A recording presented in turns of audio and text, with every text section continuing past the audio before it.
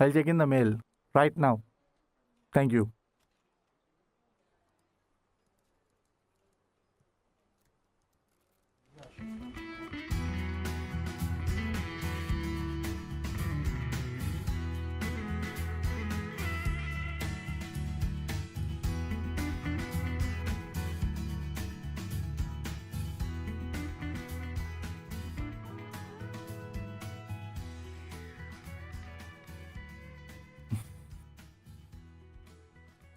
Struggle అయ్యాను. సింపుల్గా అయిపోయింది. అంత నీ వల్లే వికాస్. దాందే ఉంది సార్. మా నాన్న ఫీలింగ్ ఎంప్లాయీస్కి తీసుకొస్తే బాస్ కోసం ఏదైనా చేస్తారు. ఎగ్జాక్ట్లీ వికాస్. ఇదే విషయం నేను 2 నెలల క్రితం చెప్తే నువ్వు మాత్రం సింపుల్గా రిజైన్ చేసి వెళ్ళిపోయావు. సార్ మీరు ఇంకది మర్చిపోరా? అదే వికాస్, అప్పుడు నువ్వు నా పాయింట్ ఆఫ్ వ్యూలో ఆలోచించలేవు. కానీ ఇప్పుడు అలా కాదు. నేను కష్టపడడం చూసావు కాబట్టి నా మీద నీ ఒపీనియన్ మార్చుకున్నావు. That's what I'm saying. మనం కరెక్ట్గా జడ్జ్ చేయగలిగినప్పుడే కదా we will be winners. And now we're winners.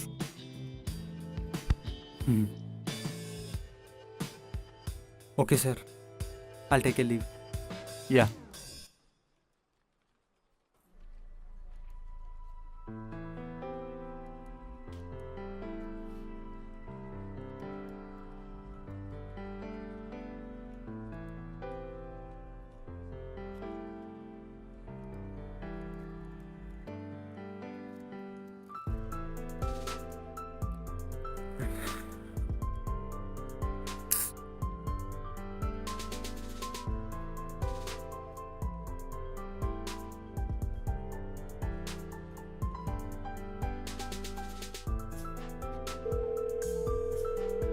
Sorry, the number you have dialed is not in service at this time.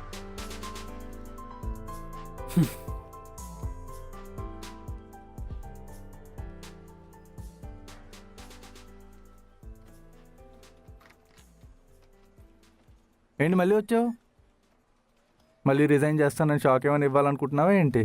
అదేం లేదు సార్. కృతి విషయంలో నాకు మీ సజెషన్ కావాలి. సరే, వెళ్తూ మాట్లాడదాం.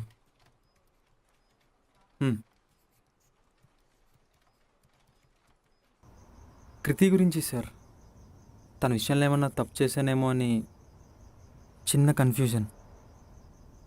దానికి మీ సజెషన్ కావాలి. ఏం సజెషన్?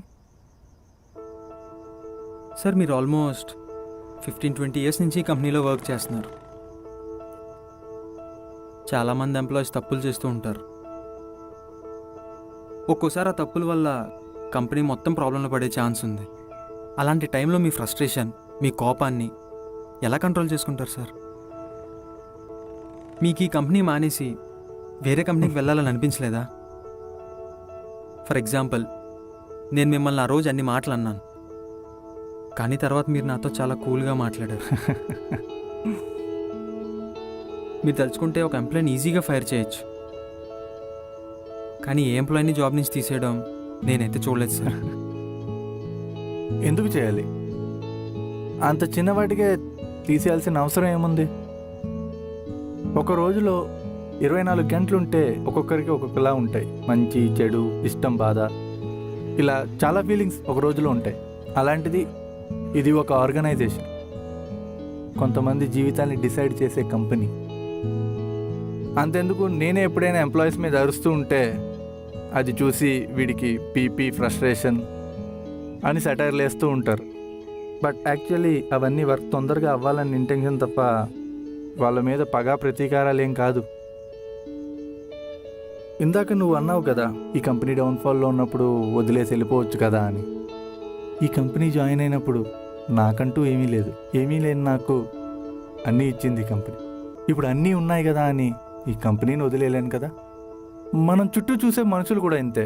తప్పులు చేశారు కదా అని వదిలించుకుందాం అనుకుంటాం, కానీ ఆ తప్పులు ఎవరి కోసం చేశారు, ఎందుకు చేశారు అని ఒక్క క్షణం ఆగి ఆలోచిస్తే ఎవరిని వదులుకోవాలనిపించదు. అది జీవితమైనా, కంపెనీ అయినా.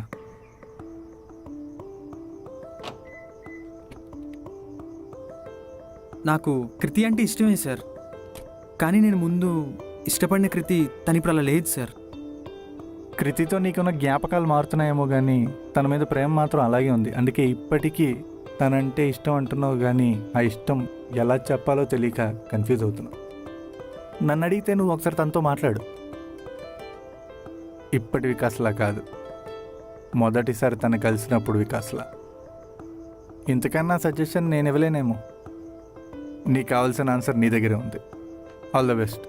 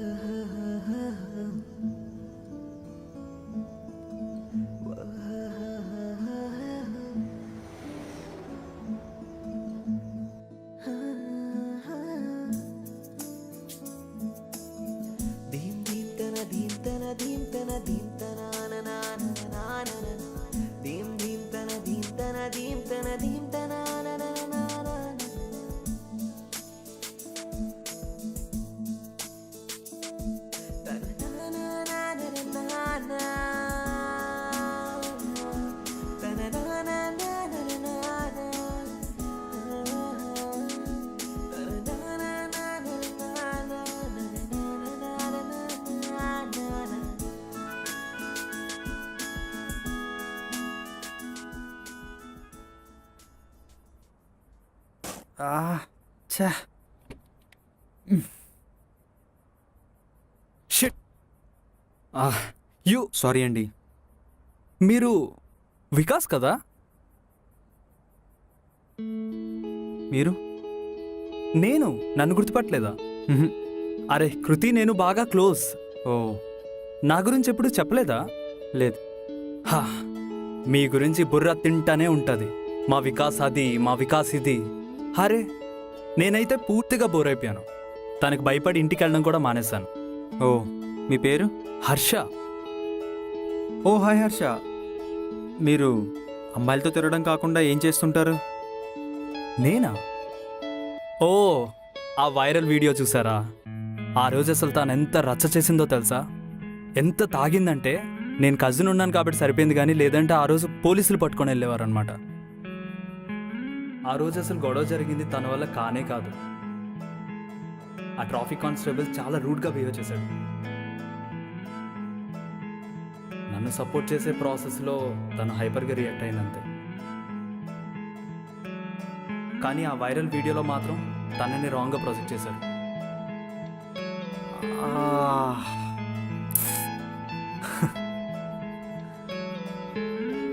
Nice meeting you Harsha. Thank you.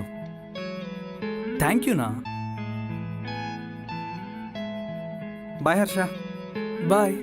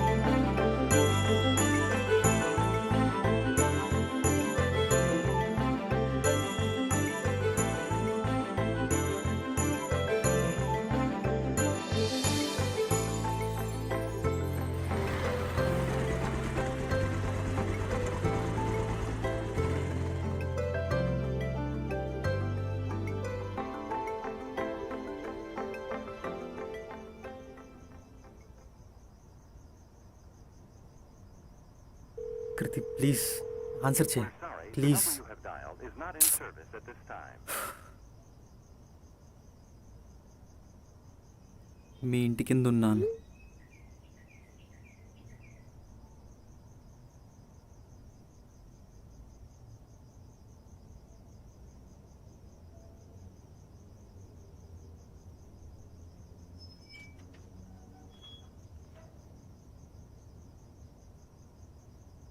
Kriti I'm sorry.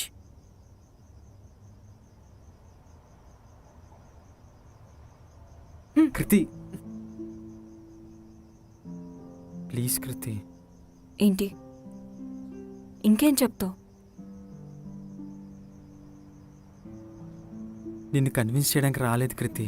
మరి నేను రియలైజ్ అయ్యాను అని చెప్పడానికి వచ్చాను. నువ్వు చెప్పింది నిజమే. నీ ప్రపంచం వేరు, నా ప్రపంచం వేరు. కానీ నీ ప్రపంచంలోకి ఒక్క అడిగేస్తాను కృతి. ఒక్క ఛాన్స్ ఇవ్వు. నువ్వు ప్రేమించినంత కాకపోయినా ఎంతో కొంత ప్రేమను ఇవ్వగలను. నేను ఒక్కనే డెసిషన్ తీసుకున్నాను కృతి. నీకోసం, నీతో ఉండడం కోసం. అర్థం చేసుకోవట్లేదు అన్నావు కదా, ఎలా అర్థం చేసుకోవాలో కూడా నువ్వే చెప్పు కృతి. ఇప్పుడు కూడా కోపంగానే ఉన్నాను. నీ మీద కాదు, నా మీద. ఇంతలా ప్రేమించిన నిన్ను అంతలా అన్నందుకు నా మీద నాకే చాలా కోపంగా ఉంది కృతి.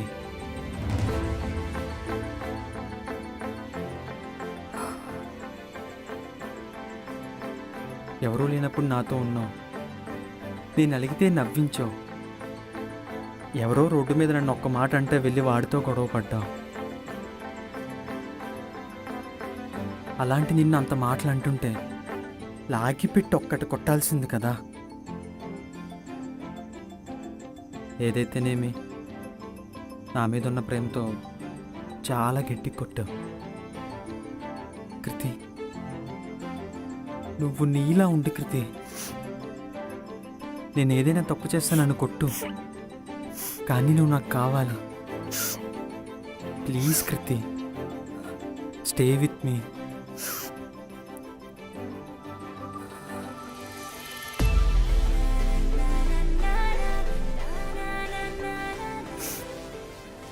రౌడీ, ఇలా కూడా సారీ చెప్తారా?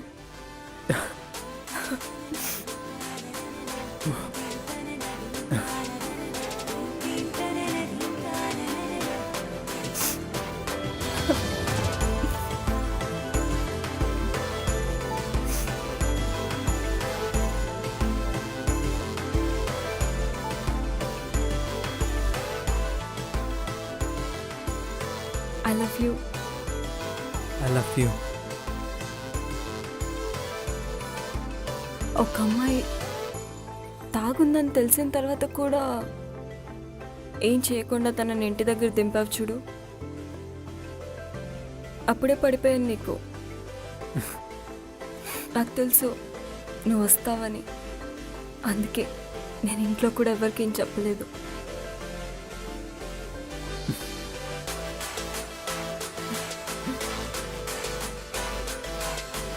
I love you.